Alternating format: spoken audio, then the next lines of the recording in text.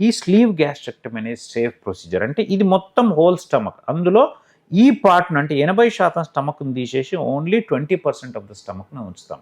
అప్పుడు ఏమవుతుంది, నువ్వు అంతకుముందు 10 ఇడ్లీ తినేవాడు ఇప్పుడు 1-2 ఇడ్లీ తినగానే నీకు సరిపోతుంది. అది నాట్ ఓన్లీ ఫిజికల్గా, సైకలాజికల్గా కూడా. ఎందుకంటే ఇక్కడ నుంచి గ్రెలిన్ అనే ఒక హార్మోన్ వస్తుంది. ఆ వచ్చే అదేం చేస్తుంది, గ్రెలిన్ అనే హార్మోన్ తిను అని చెప్పే హార్మోన్. ఆ హార్మోన్ వచ్చే ప్రాంతాన్ని కూడా తీసేయడం వల్ల నీకు 1-1.5 ఇడ్లీ తినగానే చాలరా బాబు అని మైండ్కి కూడా, అంటే యూఆర్ ఫూలింగ్ యువర్ మైండ్. సైకలాజికల్గా నీకు ఇబ్బంది లేదు, తక్కువ తినగలుగుతున్నావు. దానివల్ల నీకు స్లోగా 3 to 6 monthsలో వెయిట్ లాస్ జరుగుతుంది. అంతేకాకుండా ఈ బైపాస్ ప్రొసీజర్లు ఏవైతున్నాయో ఆర్వైజీబీ అండ్ మినీ గ్యాస్ట్రిక్ బైపాస్ అని 2 రకాలు. అందులో ట్యూబుని చిన్నగా చేయడము, తక్కువ చేయడమే కాకుండా దాన్ని బైపాస్ చేస్తాం. అంటే చిన్న పేగు 5-6 మీటర్లు ఉంటుంది. 5-6 మీటర్లు దాటుకుంటా పోయినప్పుడు మన బాడీకి అందే న్యూట్రియంట్స్ అవకాశం ఎక్కువ ఉంటుంది. అలా అందకుండా దాన్ని సగం బైపాస్ చేసేస్తే అది సగం మాత్రమే, అంటే చిన్న పేగుకి మనకు అబ్జర్వ్ చేసుకునే అవకాశం ఉంటుంది.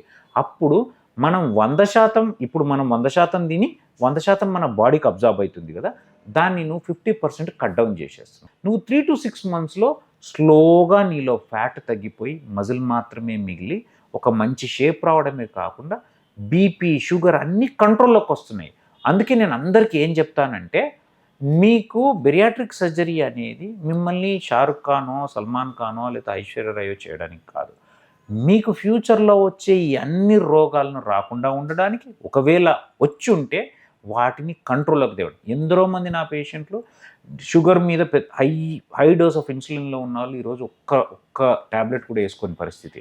హైపర్ టెన్షన్కి ఎన్నో మందులు వాడే వల్ల అవన్నీ ఎప్పుడు వాడాల్సిన అవసరం పడదు. అంటే అందుకే దీన్ని బెరియాట్రిక్ సర్జరీ అనడం కంటే మెటబాలిక్ సర్జరీ, అంటే మనలో ఉన్న రోగాలన్నింటినీ తగ్గించే సర్జరీ అని అర్థం.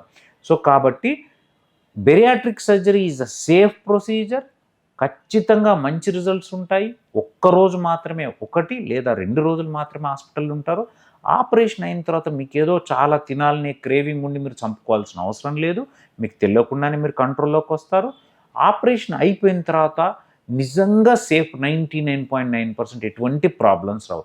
ఏదో టీవీలో ఎవడో ఎక్కడో దేశంలో చచ్చిపోయిందంటే అట్లాంటి ఎందరో మంది చిన్న హైడ్రోసిల్ సర్జరీ చేసిన వాళ్ళు కూడా చనిపోతుంటారు. దాన్ని ఎవరు హైలైట్ చేయరే.